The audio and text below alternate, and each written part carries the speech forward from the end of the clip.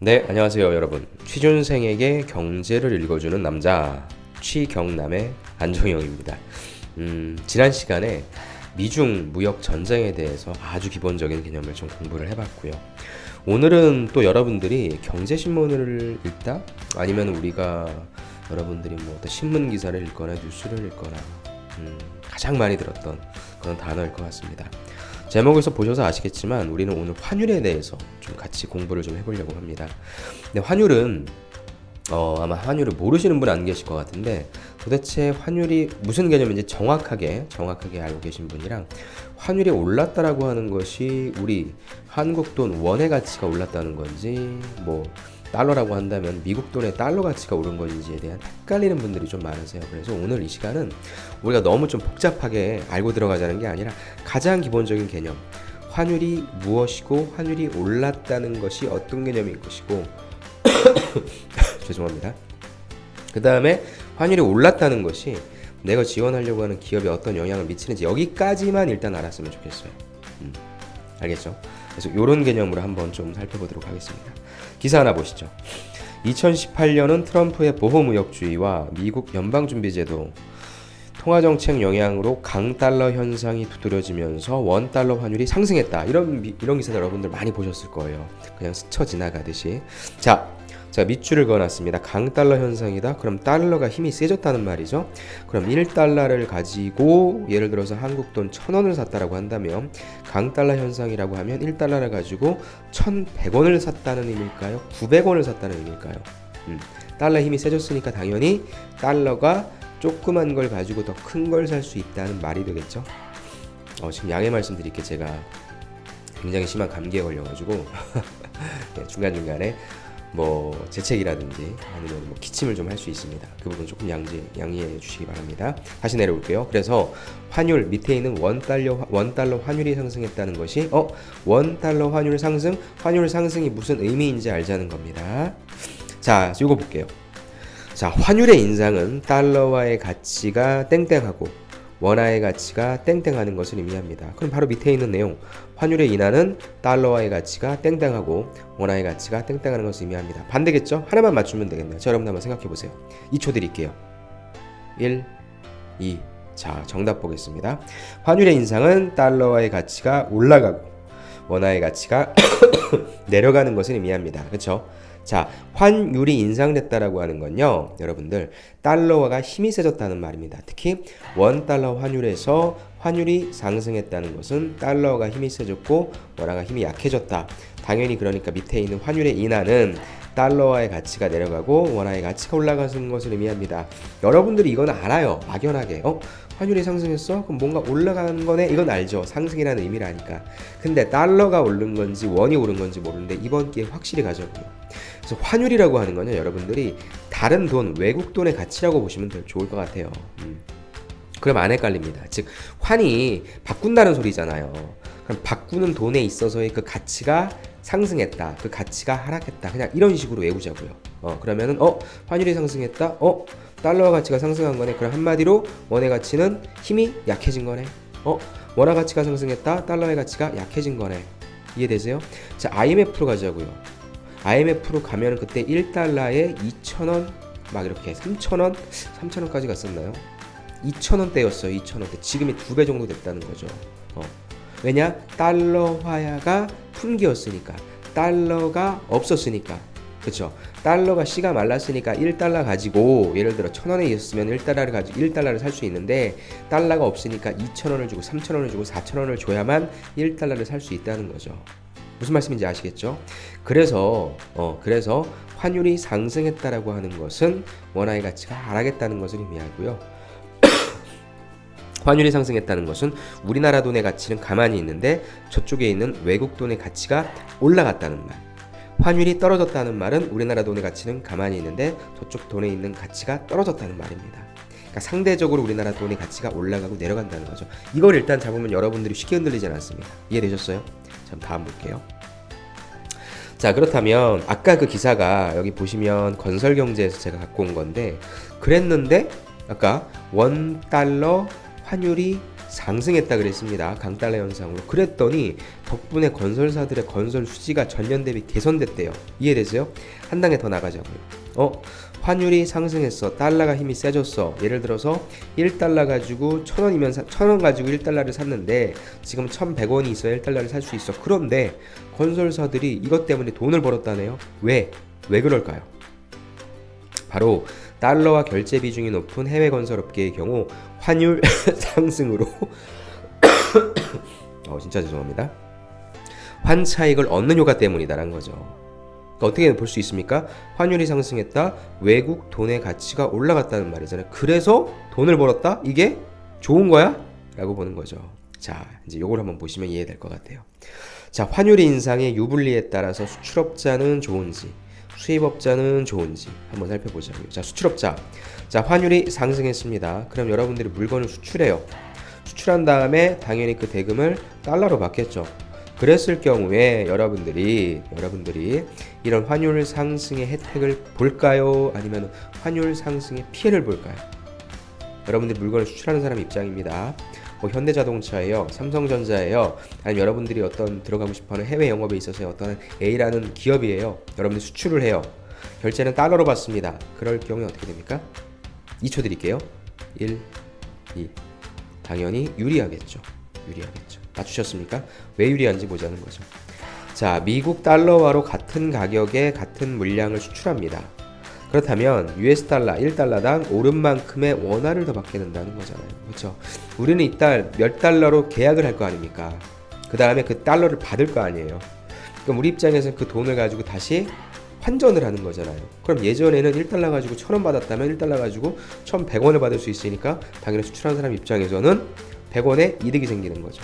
그래서 달러화로 거래된 금액이 크면 클수록 그 금액은 더 커지겠다.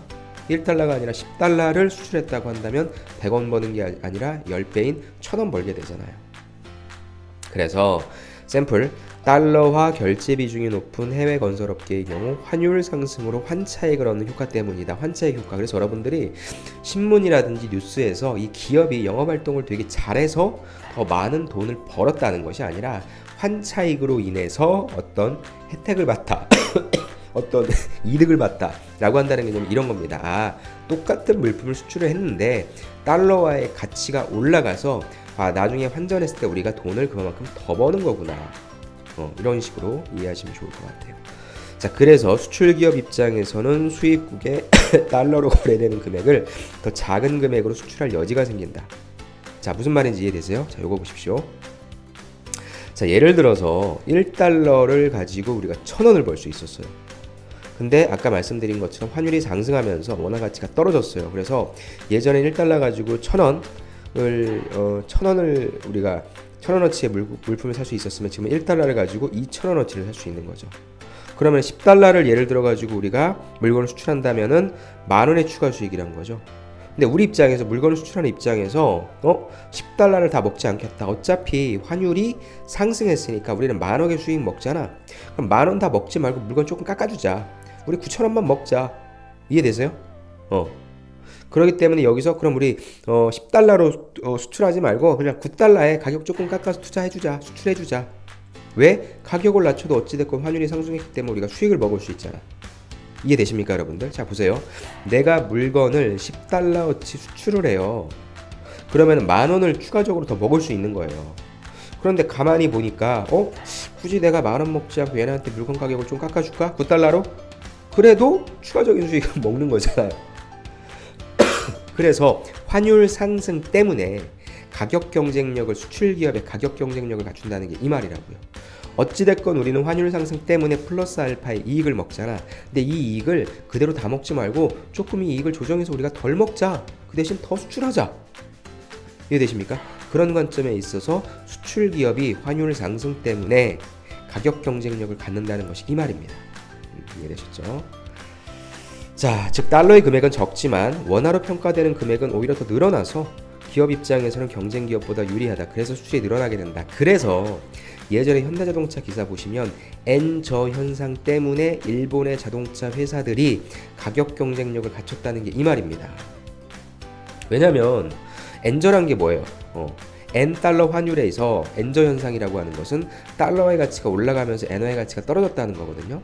그러니까 일본에서 수출할 수 있는 사람들 입장에서는 야, 우리가 10달러어치 도요타 자동차가 10달러어치 물품 수출했어요. 근데 한국 자동차 애들 우리보다 가격이 싸거든. 야, 그럼 우리가 한국 자동차 애들처럼 가격을 맞춰줘. 왜? 우리는 그래도 환율 때문에 돈을 더 먹을 수 있으니까. 가격 경쟁력이 생긴다는 말이죠. 이해되십니까? 그래서 엔저 현상 아니면은 원화 약세 현상으로 인해서 수출 경쟁력이 조금 더 생겼다라고 하는 것이 그런 말로써 이해될 수 있을 거예요. 물론 환율이 그냥 단순히 상승했다, 특히 원달러 환율이 그냥 상승했다라고 해서 무조건 가격 경쟁력을 갖추는 건 아닙니다. 하지만 1차원적으로 일단은 이해를 하자고요. 그런 관점에서 보면은 수출기업 입장에서는 환율이 상승했을 때 가격 경쟁력을 갖춰서 수출 쪽의 입장에서는 조금 더 혜택을 볼 수 있겠구나. 여기까지만 일단 이해하시면 좋을 것 같습니다. 반대입니다. 수입업자는 어떻겠어요? 수입업자는 당연히 불리하겠죠. 이해되시죠? 수입업자 입장에서는. 왜냐하면 예전에는 물건을 우리가 1,000원만 주면은 1달러어치의 물품을 수입해 올 수 있었어요. 왜? 물건을 수입해 오는 것도 결국에 우리 돈 주고 갖고 오는 게 아니라 달러를 주고 갖고 오는 거잖아요. 그렇죠?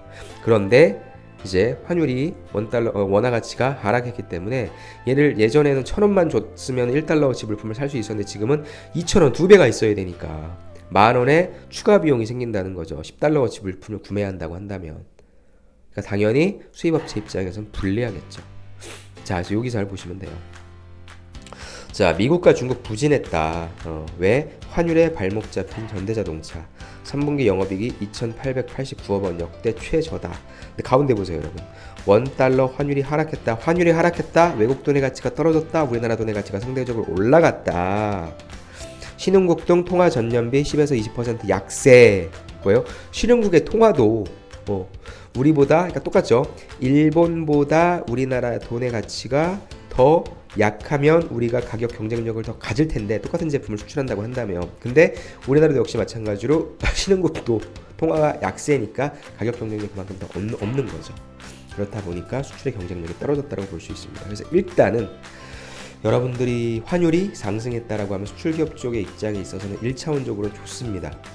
그런데 우리나라 원화 가치가 상승했다라고 한다거나 환율이 하락했다라고 하는 얘기가 여러분들이 들리신다면 일단 수출기업 쪽의 입장에서는 무엇인가 불리하겠구나로 이해하시면 좋습니다.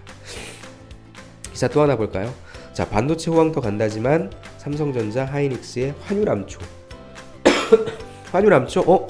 어찌됐건 삼성전자, 하이닉스 반도체 만들어서 어디에 제일 많이 수출합니까? 중국으로 많이 수출하잖아요. 그럼 환율이 암초 걸렸다는 것은 무엇이에요? 역시 삼성전자가 작년 4분기에 나타난 원화값 강세다. 원화값 강세라고 하는 건 환율이 하락했다는 걸 의미합니다. 수출기업 입장에서는 환율이 하락했기 때문에 당연히 수출입자는 유리해요, 불리해요? 불리하죠. 그런 관점으로 보시죠. 이해되십니까? 다시 한번 정리할게요. 환율이 상승했다, 환율이 하락했다 라고 하는 개념은 우리 돈의 가치가 아니라 바꿀 환이죠. 그래서 외국 돈의 가치가 상승했다, 외국 돈의 가치가 하락했다, 여기까지 가죠. 그렇다면은 외국 돈의 가치가 상승했다는 것은 상대적으로 우리 돈의 가치는 하락했다, 외국 돈의 가치가 하락했다는 것은 상대적으로 우리 돈의 가치가 상승했다. 수출기업 입장에서는 우리가 달러화로 돈을 받고 그걸 다시 환전을 하니까 예를 들어 1,000원 먹었던 걸 2,000원 먹을 수 있다. 그러니까 우리 2,000원 먹던 걸 1,900원만 먹지 뭐. 이런 식으로 가격을 깎아줄 수 있으니까 수출업자 입장에서는 유리하다. 하지만 수입업자 입장에서는 예를 들어서 1,000원 주면 샀던 거를 이젠 2,000원 줘야 하나를 사올 수 있으니까 수입업자 입장에서는 불리하다. 이렇게 이해를 하시면 좋을 것 같습니다. 자, 아까 샘플 기사 다시 한번 볼게요. 자, 물론 아까도 말씀드린 것처럼 환율 상승으로 환차익을 얻는 효과, 하지만 환율이 이렇게 단순하게 접근하기에는 절대 말도 안 됩니다. 하지만 일단 우리가 알고 가자라는 입장, 가장 기본적인 개념의 입장이라고 하는 것은 여기서 출발을 해야 됩니다. 여기서 환율부터 출발을 해야 여러분들이 또 어려워하는 유가라고 하는 부분이 있죠. 유가, 기름값. 이 기름값이 상승하고 하락하는 부분도 또 이 환율과 또 연동되는 거거든요. 굉장히 복합적인 요소가 제공되고 있지만 가장 기본적인 메커니즘을 이해하자라는 차원에서 오늘 좀 말씀을 드렸습니다. 자, 보너스 드릴게요. 보너스. 자, 환율 굉장히 많이 나옵니다. 근데 이제 여러분들이 단순히 환율이라고 얘기하면 안 되고요. 이렇게 앞에 꼭 붙습니다. $1 환율, $1 환율, $1 환율. 환율이라고 해서 달러만 생각하시는 분들이 많은데 아닙니다. 환율은 외국 돈의 가치이기 때문에 $1 환율 하면요, 1달러를 가지고 얼마, 우리나라 돈 얼마를 살 수 있는지를 보는 거고요. $1 환율은 뭐예요? 1엔을 가지고 우리나라 얼마, 원을 얼마만큼 살 수 있느냐. 그 다음에 1유로를 가지고 앞에 있는 우리나라 돈 얼마만큼의 원을 살 수 있는지, 이렇게 생각하시면 좋습니다. 그래서 $1 환율을 그냥 기계적으로 받아들이지 마시고, 뒤에 있는 1달러로 1000원을 샀으면 지금 뒤에 있는 1달러로 1100원을 살 수 있다. 그래서 환율이 상승했다는 의미입니다. 밑에 있는 1엔을 가지고 1000원을 살 수 있었으면 지금은 1엔을 가지고 1100원을 살 수 있다. 그럼 1엔이 N 환율이 상승했다는 말입니다. 1유로를 가지고 1000원을 살 수 있었는데 1유로를 가지고 900원밖에 못 사? 그러면 유로가 떨어졌다는 거죠. 이렇게 해석하시면 좋을 것 같고요. 이런 관점으로서 일단 여러분들이 이제 환율 나오면 기사에 한번 도전을 해보세요. 그리고 수출 기업이 환율 때문에 환차익 이런 부분들로 검색하셔서 기사를 찾아보시면 거기에 대한 내용이 조금 이제 이해가 되실 겁니다. 그러면 환율에 대한 가장 기본적인 것들은 해결이 되셨을 거고요. 여기서부터 조금 더 추가되고 파생되는 내용들에 대해서 살펴보시면 조금 더 이해가 되실 겁니다. 그래서 마지막으로 여러분들이 지원하려고 하는 기업이 수출 쪽이냐, 아니면 수많은 원재료 같은 것들을 수입해오는 그런 쪽의 부서를 여러분들이 지원하시는 곳이냐에 따라서 이런 환율에 관련된 효과까지 여러분들이 파악하시고요. 특히나 실적 기사에서 그런 부분들을 점검하셔서, 제가 누누이 말씀드리지만 여러분들의 직무 역량을 나타낼 수 있다, 이런 비즈니스적인 마인드까지 갖고 있는 분들이 물론 계시겠지만 표현하는 분들은 안 계십니다. 이런 것들 잘 표현해 주셔서 여러분들 경쟁력을 한층 더 강화해 주시기 바랍니다. 다시 한번 제가 계속 기침하고 재채기해서 죄송하고요. 빨리 저도 낫도록 하겠습니다. 여러분들도 건강 유의하시고요. 다음 시간에 찾아뵙겠습니다. 감사합니다.